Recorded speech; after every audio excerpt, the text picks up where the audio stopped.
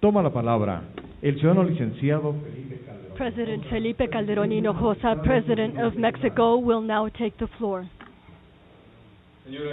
Ladies and gentlemen of the press, of the media, I would like to give the warmest welcome to Mexico to President Barack Obama and to the delegation accompanying him. This is a historic event that will inaugurate a new era, a new relationship between our two countries.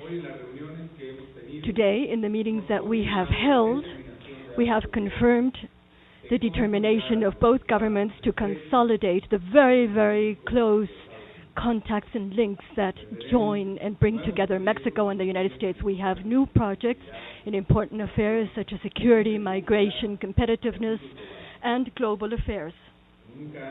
As never before, we have decided that the fight against multinational organized crime must be based on cooperation, shared responsibility, and in trust, a mutual trust.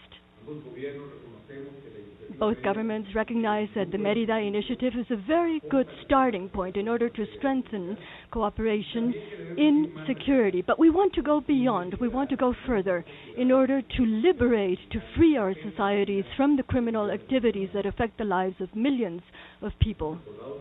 We have also agreed to expedite the times so that we can have available the resources for this Mérida Initiative. And we have also decided to launch other activities that are in the hands of our governments. For example, we can adopt new measures for preventing illicit flows at the border, particularly the flow of weapons and of cash. We will also be strengthening our cooperation in information and intelligence in order to more efficiently fight against money laundering. On the other hand, we have also agreed that both governments should produce proposals for our cooperation so that we can eventually have reform in the United States with full respect to the sovereign decisions of both Congresses, of both nations. That is, our governments will work in the sense to make migration an orderly, respectful process of human rights, a process in which human rights will be respected. In energy and climate change, we have agreed to work together in order to guarantee a legal framework of certainty, transparency for the future better use of cross-border resources such as gas and energy. And I have given to President Obama concrete proposals on climate change. One of them has to do with the integration of a bilateral market of carbon emissions, which coincides a lot with proposals that he has made to the U.S. Audience, and other cooperation, ways of cooperation in climate change, such as something that Mexico has proposed called the Green Fund. We have also said that in addition to discussing our goals for carbon emissions that are linked in the fight against climate change globally, we must also act very soon in the design of new instruments, of new tools in order to fight against climate change. That is really the essential proposal of the Green Fund. And in a gesture of recognition, of acknowledgement on this topic, we know that President Obama and his government have made considerable efforts to provide new arguments to the discussion of this topic. We would also like to welcome the possibility that Mexico might be the seat of the 16th UN Conference on Climate Change that will be taking place in 2010. We have recognized and acknowledged, ladies and gentlemen, that Mexico and the United States do not have to compete among themselves, but rather they must be able to take advantage of the complementary nature of their economies in order to compete as partners with regard to other parts of the world. We have the chance to make our region more competitive and to have a greater more agile production, and we will be working in three areas. First, in the strengthening of the border infrastructure. I have also given to President Obama a proposal to facilitate the economic flows between both countries, to improve the quality of life of the residents in the border areas, and to foster the development of our two nations through very specific projects on infrastructure at the Mexico-U.S. border. Secondly, we believe it is essential to increase our cooperation in customs so that we can have a more efficient trade. And thirdly, we have also proposed to improve our cooperation in regulatory matters regarding tariffs or non-tariffs issues that very often make difficult our trade between two countries. We have agreed with President Obama that we seek agreements to truly improve the economic situation, not only of the United States, but of the entire region and the world. We have stated our cooperation to strengthen the democracy of the market and of regional security. In relation to President Obama's recent security to lift the restrictions for people from the U.S. to travel to Cuba and to be able to send remittances, Mexico acknowledges that this is a very constructive, positive step for the hemispheric relations, particularly for the region. And finally, my friends, ladies and gentlemen, I want to tell you that I am absolutely convinced that President Obama's visit is just an initial step, the beginning of a relationship between two countries that are friends, neighbors, and must also be partners and allies. Thank you so much. Thank you so much, President Obama, for your visit. El excelentísimo señor Barack Obama. The President Barack Obama now has the floor. By thanking the people of Mexico for their gracious welcome. I want to thank President Calderón for the hospitality that he has shown us as hosts.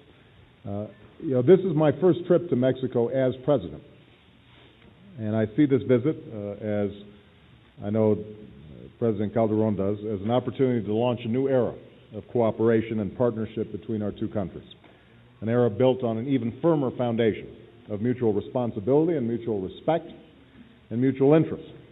We had a productive and wide-ranging conversation, and I think we have taken some very important steps down that path.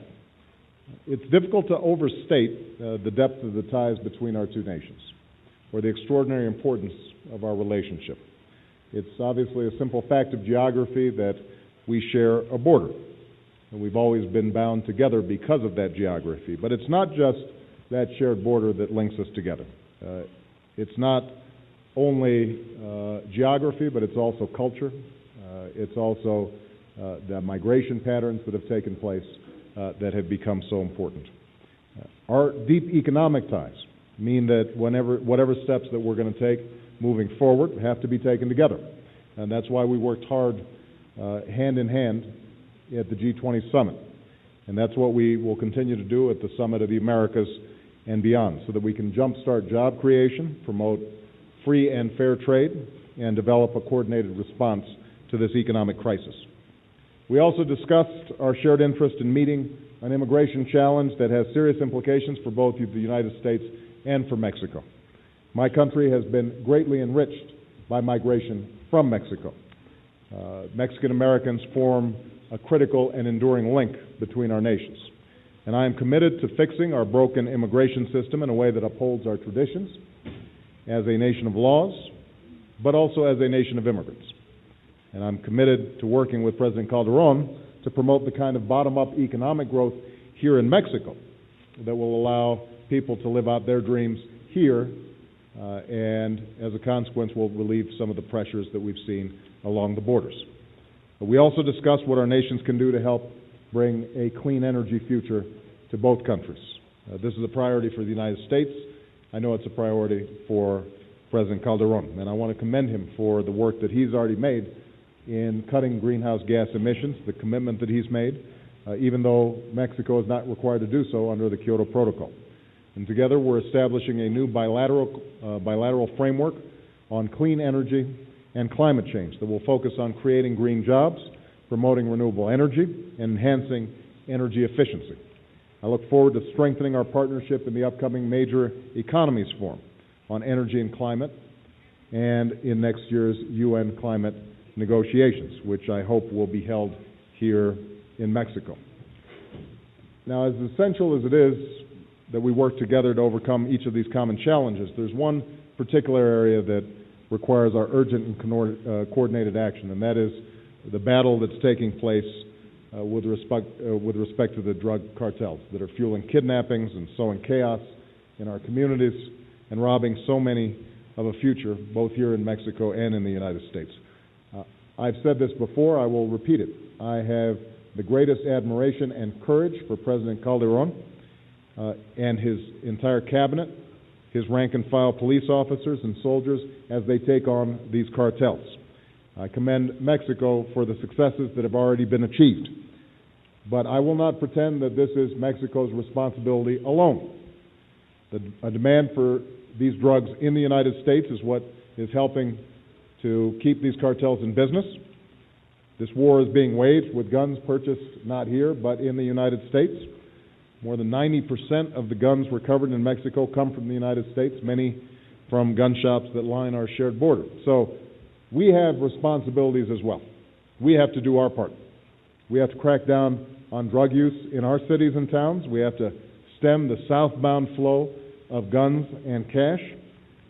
And we are absolutely committed to working in a partnership with Mexico to make sure that we are dealing with this scourge on both sides of the border. And that's why we're ramping up the number of law enforcement personnel on our border.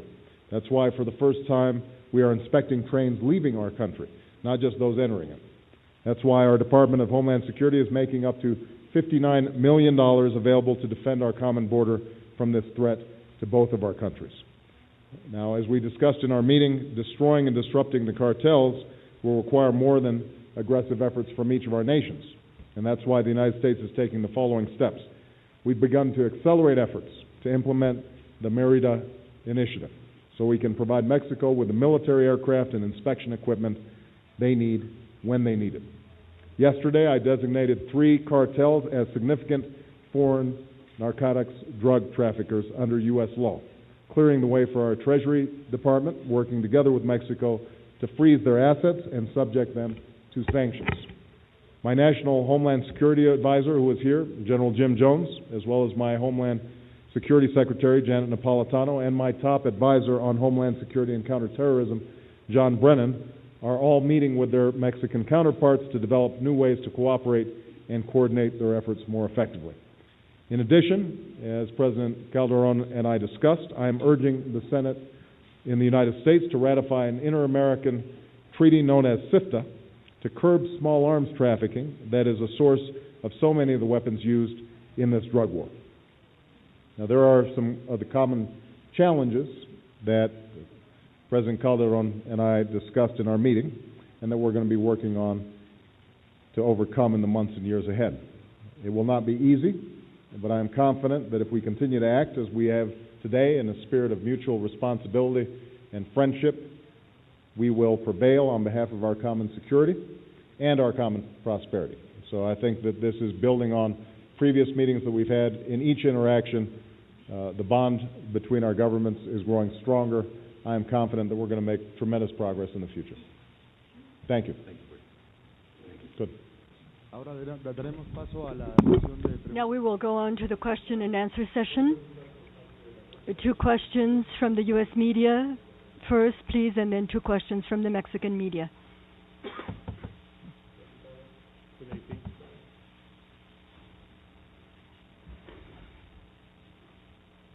Thank you, Mr. President. Thank you, Mr. President, as well.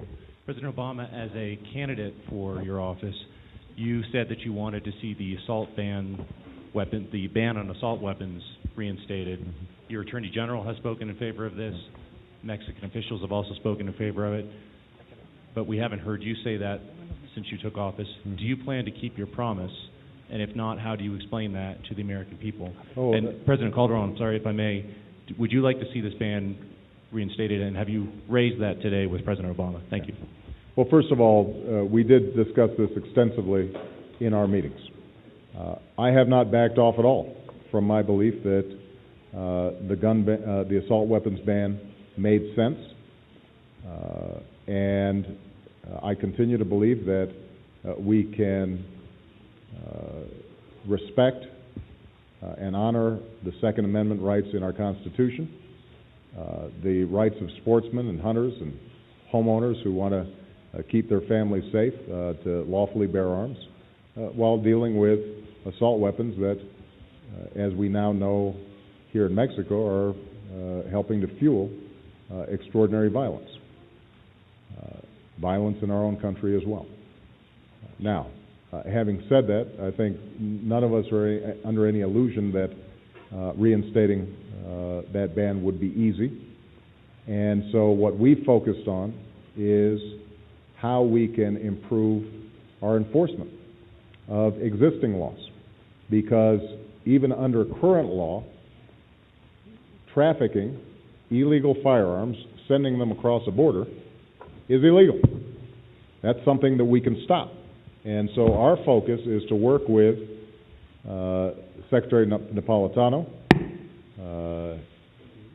Attorney General Holder, our entire Homeland Security team, ATF, Border Security, everybody who's involved in this, to coordinate with our counterparts in Mexico to significantly ramp up our enforcement of existing laws. And in fact, I've asked Eric Holder to do a complete review of how our enforcement operations are currently working, and make sure that we're cutting down on the loopholes that are resulting in some of these drug trafficking problems. Last point I would make is that there are going to be some opportunities where I think we can build some strong consensus. I'll give you one example, and that is the issue of gun tracing, or the tracing of bullets and ballistics and gun information that have been used in major crimes. That's information that we are still not giving to law enforcement as a consequence of provisions that have been blocked in the United States Congress. And those are the areas where I think that we can make some significant progress early. That doesn't mean that we're steering away from the issue of the assault guns ban, but it does mean that we want to act with urgency promptly now, and I think we can make significant progress. Gracias por su pregunta. Thank you for your question. I want to say that, in effect, on this topic, not only on this topic, but on many of the other thorny topics of relations between U.S. and Mexico, we have had an open, frank, trusting conversation between President Obama and myself. We have spoken of assault weapons.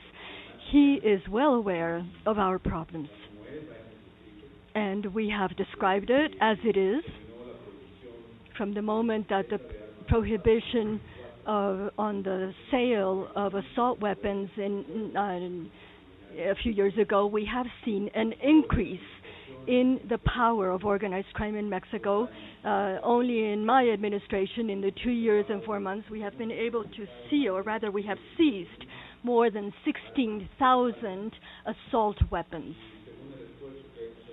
And in the efforts we have made to track their origin, and President Obama has referred to that, we have seen that nearly 90% of those arms comes from the United States.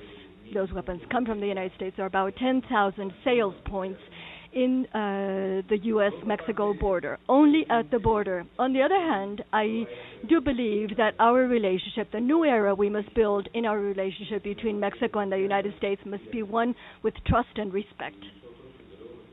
And we definitely respect the decision of the U.S. Congress and of the U.S. people in this regard, because they are very well aware of President Obama and his government's willingness to move forward on these issues. We know that it is a politically delicate topic, because Americans truly appreciate their constitutional rights, and particularly those that are part of the Second Amendment. I personally believe that as long as we are able to explain clearly what our problems in Mexico are, then we might also be able to seek a solution that, respecting the constitutional rights of the Americans, at the same time will prevent, or rather avoid, that organized crimes becomes better armed in our country. But we have to work on it.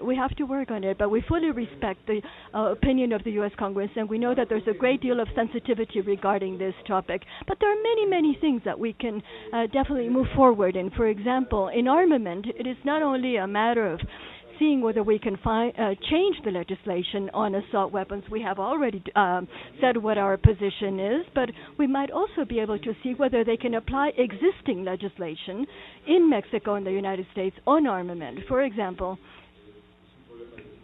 in Mexico, it's a matter of enforcement. With the Export Control Act, for example, the Export Control Act, this is in the United States, prohibits the export of weapons to those countries where those weapons are prohibited. And that is the case of Mexico. If we actually comply with the U.S. law, or rather if everybody complies with the U.S. law that prohibits the sale of these weapons and their export to Mexico, we can move a great deal forward. President Obama has made recent decisions in the last few weeks, and we value them and appreciate them. For example, to reinforce the operational capability of U.S. border agencies in order to comply with this legislation and with other laws, in order to review the flows of entry not only into the United States but also the outgoing flows outgoing from the U.S. to make sure that there is no illicit money in strict compliance with U.S. legislation. I think these are very important steps. But there is a problem, and only as long as we build on this trust and we clearly explain to citizens of both countries how we must find a solution, we will be able to achieve one. We do so respectfully, presenting our position, knowing full well how the U.S. people feel about this, and being fully respectful of the sovereign decisions that the United States might make or that any other country might make. Grupo Imagen. One more thing I forgot to mention. One other thing we can do is to track the weapons that we have in Mexico. If we manage to detect weapons sold illegally in the United States in violation of this law on the control of weapons exports, or if in the United States they can have probably move forward on a good registry of armament, or on the prohibition of certain massive sales of weapons, for example, to a hunter or to a common citizen. We know that these people do not usually buy hundreds of rifles or assault weapons or of grenades. If we can move forward in those areas, I do believe that security, both of Mexico and both of the United States and Mexico, will improve, because those weapons are pointing against Mexican people and Mexican officials today. But crime is not only acting in Mexico, it is also acting in the United States. Organized crime is acting in both countries, and I do hope that those weapons that are sold today in the United States and are being used in Mexico, I hope the day will never come in which they will also be used against the North American society or against U.S. officials, just like they are now being used in Mexico. Good afternoon, Presidents.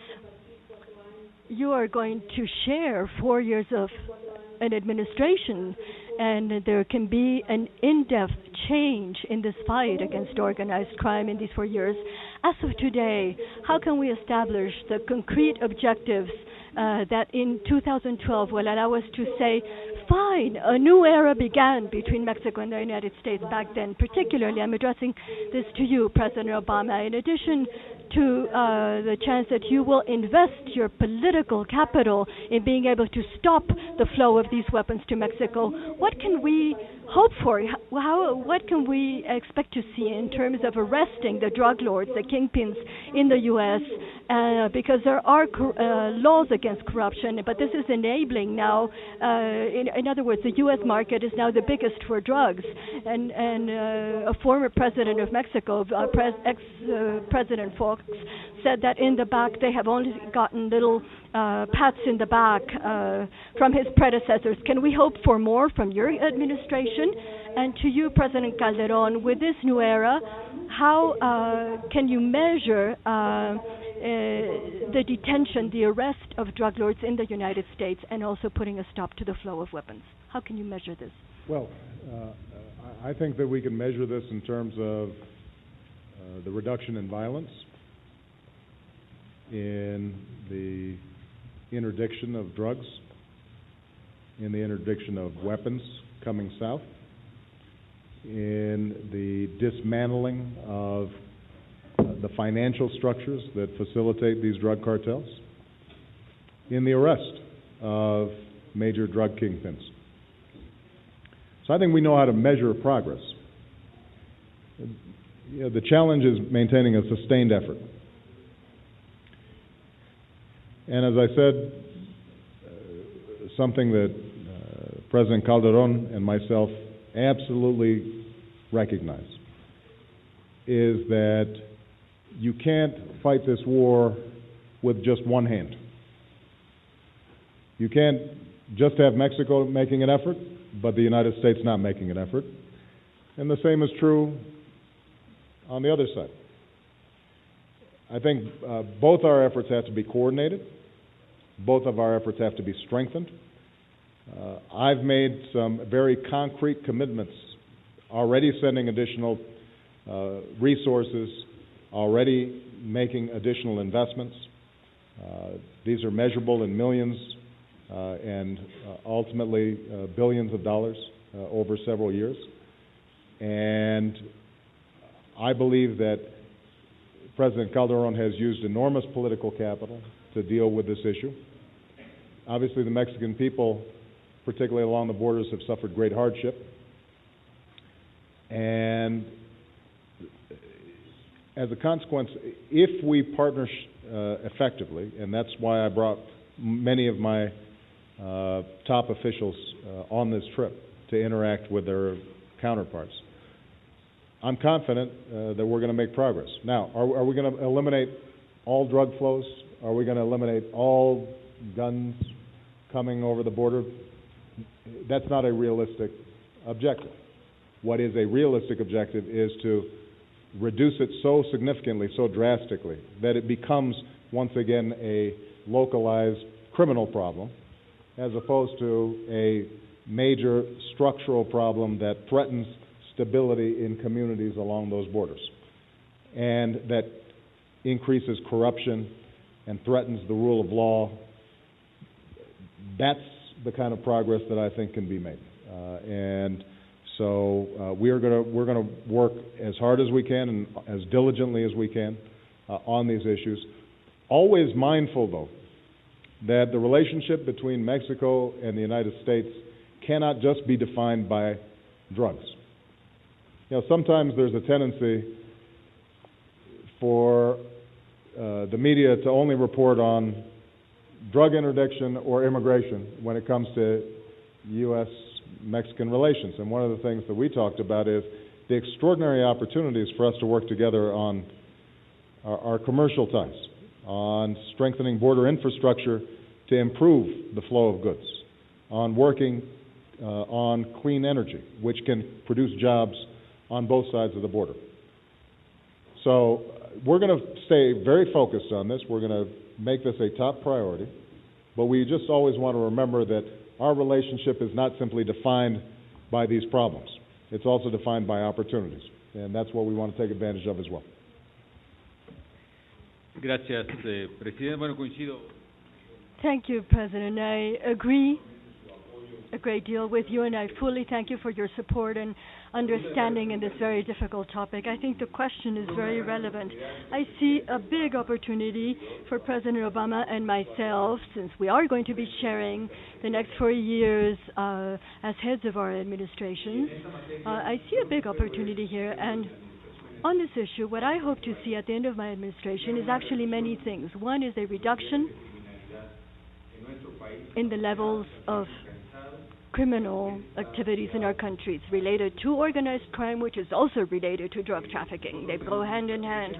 We have a strategy with short, mid-term, and long-term objectives. In the short term, for example, we have set out to recuperate the security and tranquility of our citizens, particularly in those areas that have been harder hit by the crime. And this is where we have the joint operations where we are mobilizing not only our federal police but also the army. And this regardless of the fact that it is not an easy matter, and it hasn't been, and it can change as in the course of time, but at least we begin to see fruitful results in some areas. For example, in the last quarter, or rather compared to the last quarter of last year, our first quarter of this year, there is already a drop of 27% in criminal activities.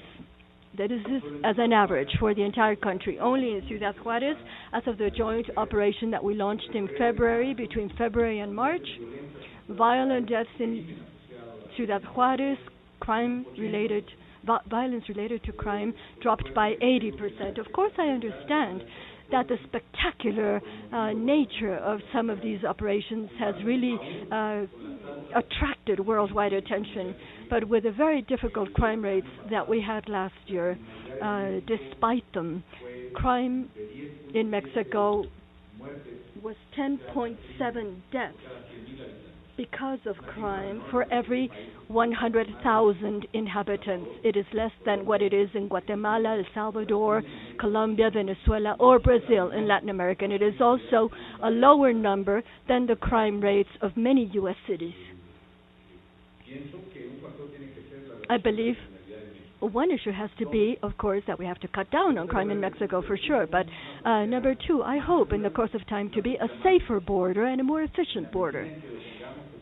If we are able to stop the flow of drugs, illicit money, and weapons, we will have greater progress both in the United States and Mexico. And one way to measure this is by appreciating and valuing the technological capabilities, particularly of non-intrusive detection at the border, so that for those who do want to make business and do want to trade, that the border is open, and those who want to commit crime, the border will be a closed area. One way to measure this, and here U.S. cooperation is essential, is to have the right technology, particularly non-intrusive technology that will enable us to have safe borders. And the Mérida initiative is very much focused on this. Now, in the midterm, we would like a renewal of our police forces in Mexico. At the end of my administration, I would like to be able to have a new federal police that will be worthy of the citizens' trust and that will be efficient. And here U.S. cooperation is also fundamental. Why?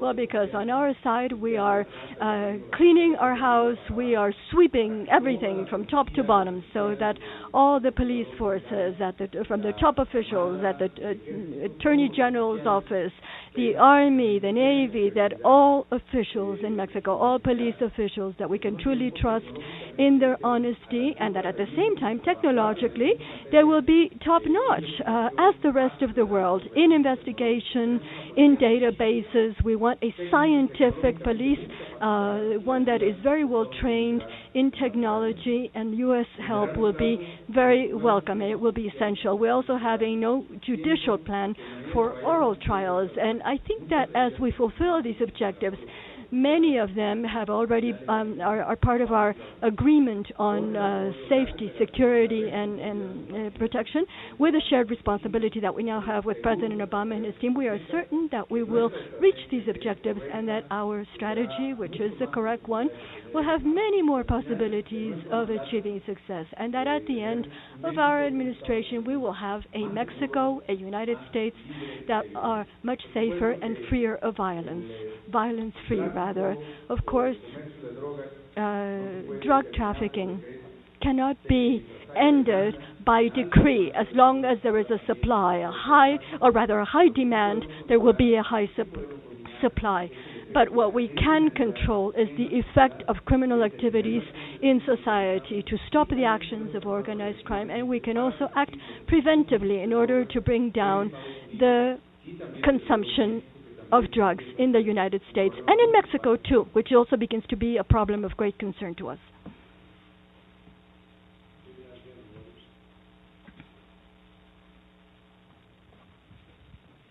Mr. President, thank you.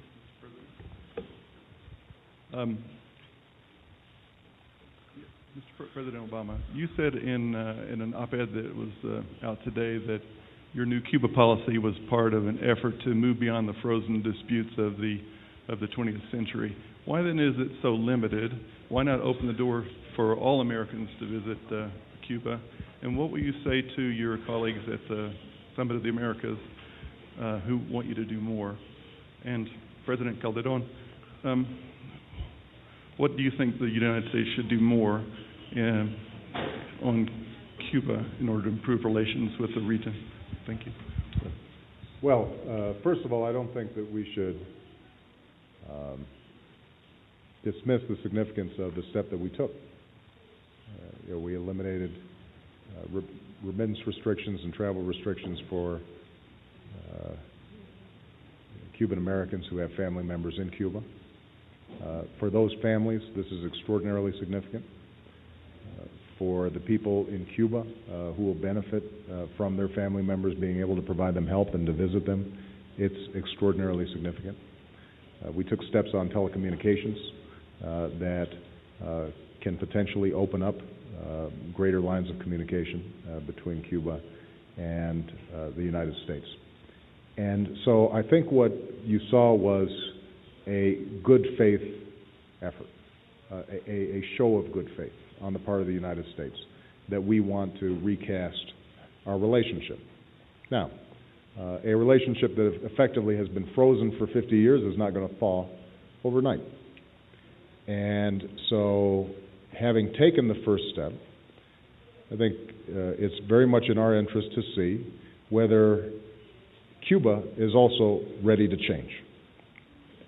We don't expect them to change overnight.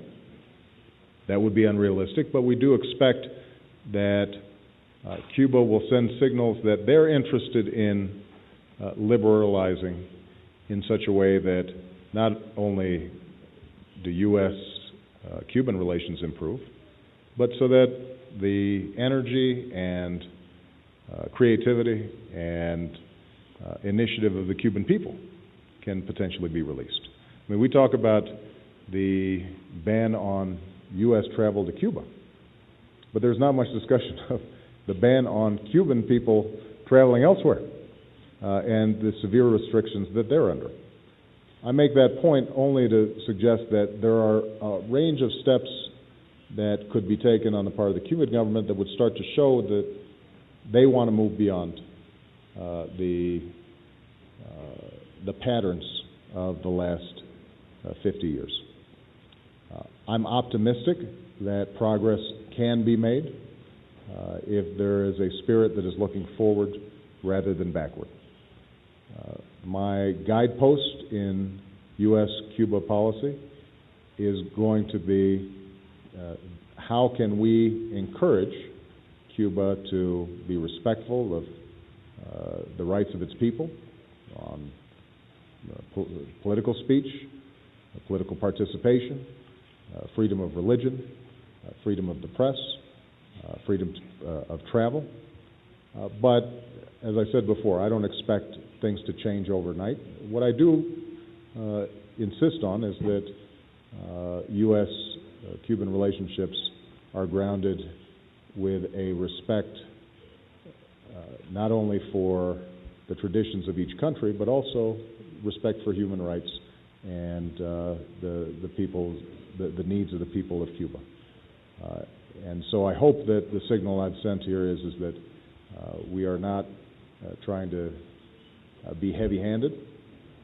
We want to be open to engagement, but we're going to do so in a systematic way that keeps focus on the hardships and struggles that many Cubans are still going through.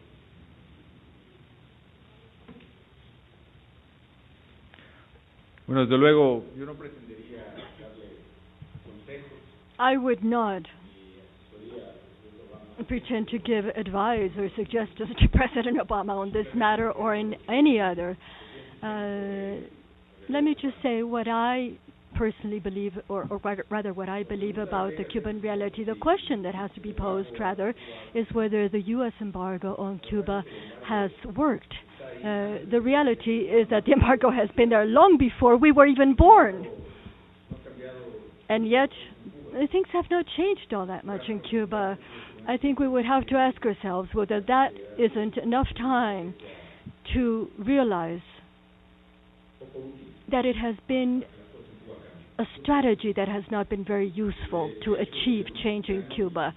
I do think, I share fully the idea, we do not believe that the embargo or the isolation of Cuba is a good measure for things to change in Cuba.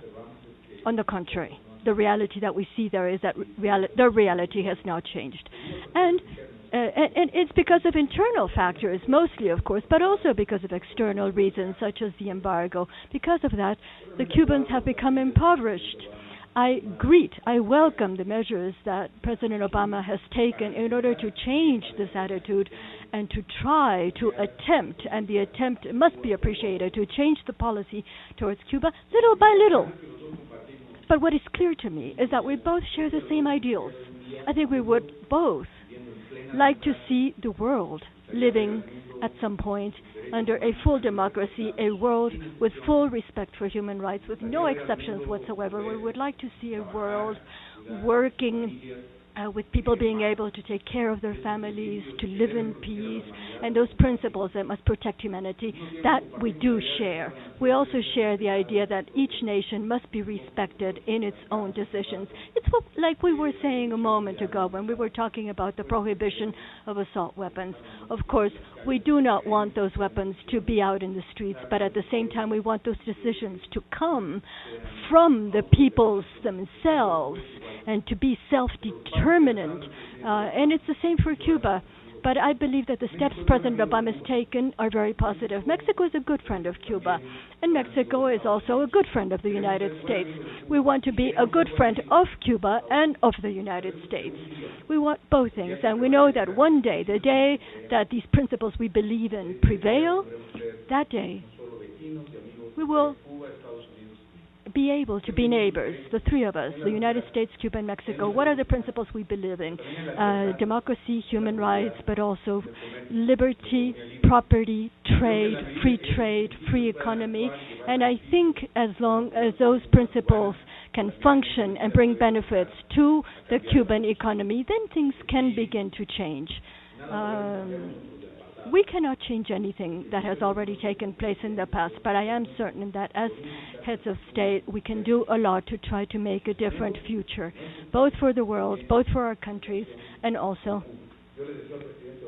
in relation to Cuba. I told President Obama that the best of luck in this panorama that is now so totally different from what U.S. policy has been in the past. I hope for the best, and I hope that more expeditious steps could be taken so that we can move forward in this regard, and that everything will be done with good understanding. And if Mexico can contribute in any way for two of our friends to work out what they have between themselves, I hope we can contribute. And if our best contribution is just to maintain our respect, that is fine. One last question. Good afternoon for President Obama. Mr. President, with the background that U.S. Senator in 2006 voted in favor of the approval of the construction of the border wall, I would like to know, and I think Mexicans would like to know, what is your real commitment of your administration to present a new comprehensive migratory reform? What would be its scope, and when would you approve this reform? And on free trade, on NAFTA, it seems that because of the last events, there's not a great deal of interest in the U.S.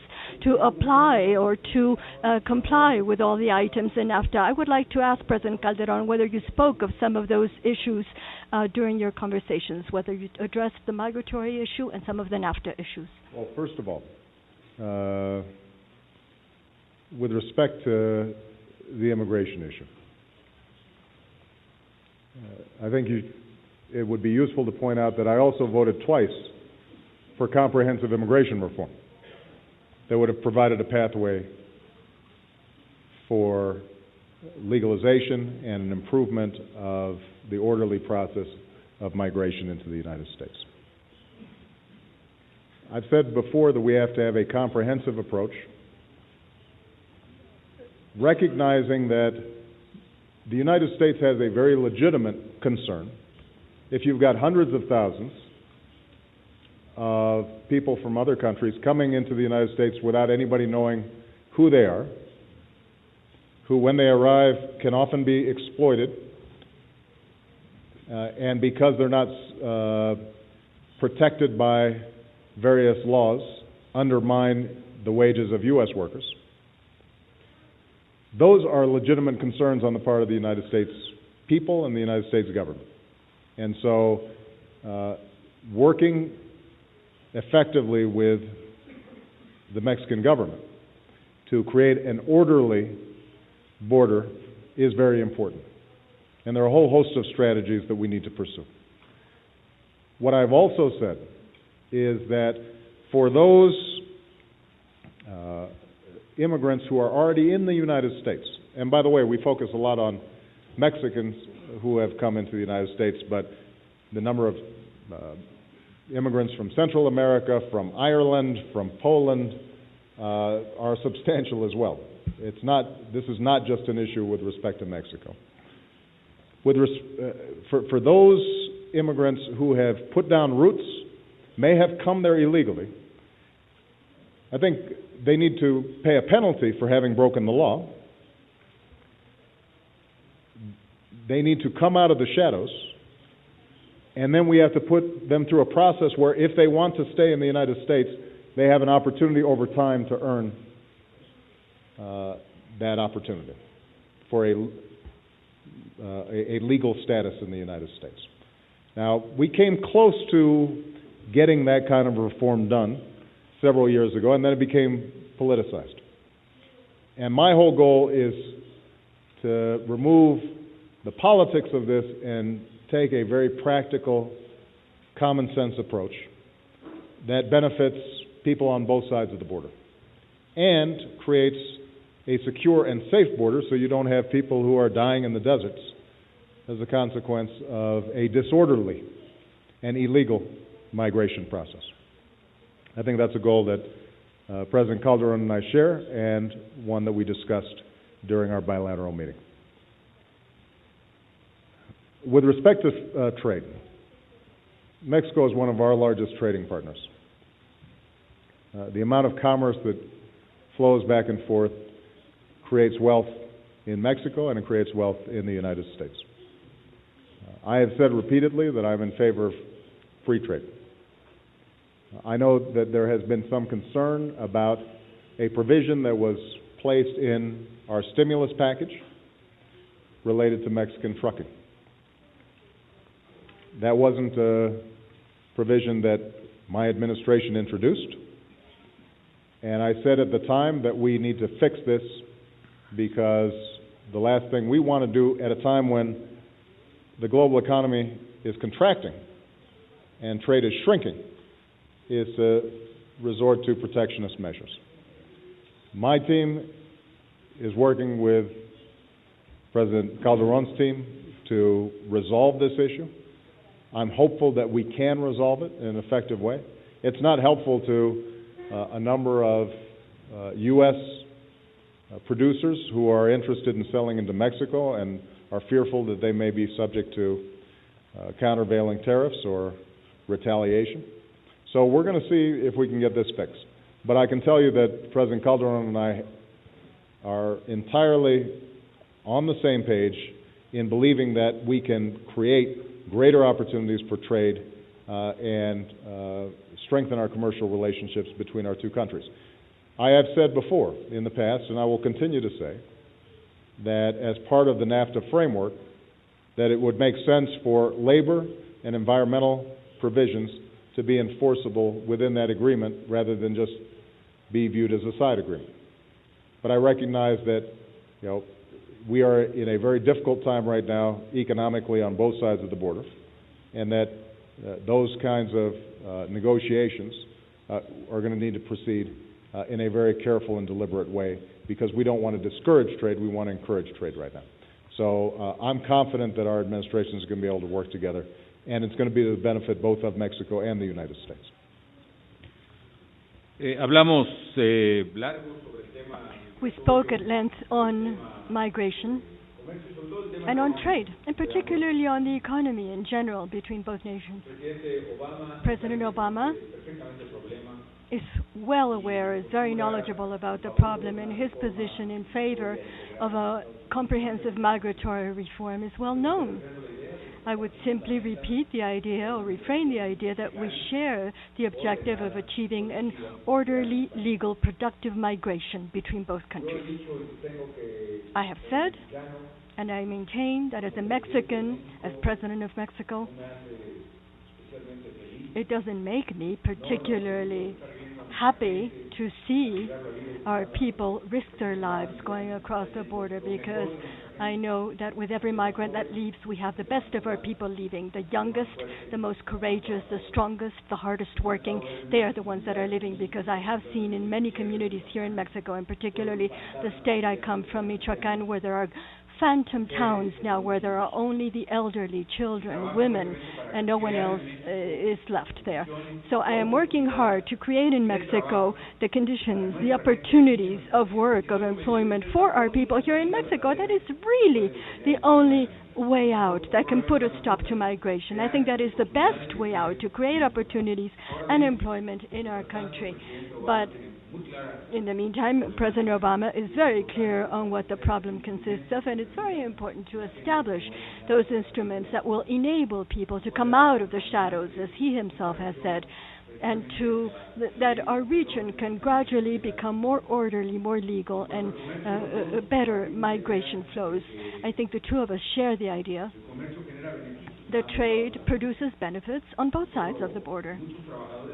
Not only are there many Mexican workers that depend on their exports to the United States today, by the way, in a very delicate situation that we're going through because of the economic situation, the drop in the U.S. industry is very correlated to the drop in our Mexican industry.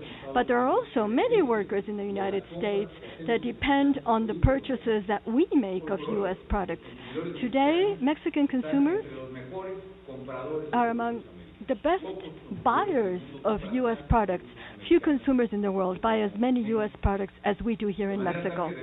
So we must protect trade.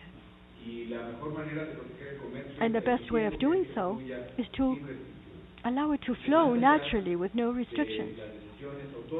So going beyond the autonomous decisions that every country can take and the legitimate exercise of the rights that are part of the pacts and agreements that we have in order to protect free trade, I agree with President Obama. We have to go further. We have to go beyond in order to improve trade between both our countries. We do not want to restrict it. We can come to agreements. We might have certain differences. I believe that we can move a great deal forward in labor and environmental issues. But it concerns me that to reopen those things that have been proven to work well can merely create further obstacles and worsen the situation we have today. Well, our focus today on practical matters, and this is why, let me just mention three things that I believe we can work on. One is infrastructure at the border. I have talked to President Obama. I have shown him a list of 200 infrastructure projects of a larger or smaller scale that can generate employment both in the U.S. and Mexico at the border and improve our competitiveness at the border. So we have focused on 6 projects of border bridges, border crossing points that can lead to further employment and prosperity for our people. The second item is customs cooperation that will enable us to have better cooperation, more expeditious cooperation with no drop in productivity, to maybe have one single customs form, whether we're talking about exports or imports from one country to another, to have one single form that will allow us to reduce bureaucracy and make trade more expeditious. And then also third, concrete measures to have a harmonization of standards. If certain U.S. products, for example, need to have the units measured in pounds, and here we need them measured in kilos or in grams, we need to be able to have standards. If certain requirements differ from in our two countries, I think we have to work towards the harmonization of these requirements. So these practical matters that seem to be minor are actually quite important, and I think they can truly help us. And let me wrap up by saying that one of the things we emphasize is that both of us are going through economic problems because of this international crisis that we're undergoing. But if we act intelligently, we will understand that if we improve the North American competitiveness as a region that entails Canada, United States, and Mexico, if we improve the competitive conditions of our entire region vis-a-vis other regions such as Asia or Eastern Europe or the rest of Latin America, then I do believe we will be able to come out of this problem much, much faster. Trade means opportunities. It equals opportunities of employment and of prosperity for our peoples, always, always, and particularly today, in these times of crisis and economic difficulties. President Obama is undergoing tremendous efforts to improve things in the United States, and he is exercising an international leadership to face this economic situation. We firmly support, on our side, this situation, doing everything that we can in order to revert this critical situation, and I do believe one way to do it is by strengthening trade, not restricting it. So, ladies and gentlemen, we now bring to an end our press conference. Thank you so much. We thank you for your kind attention. Thank you so much.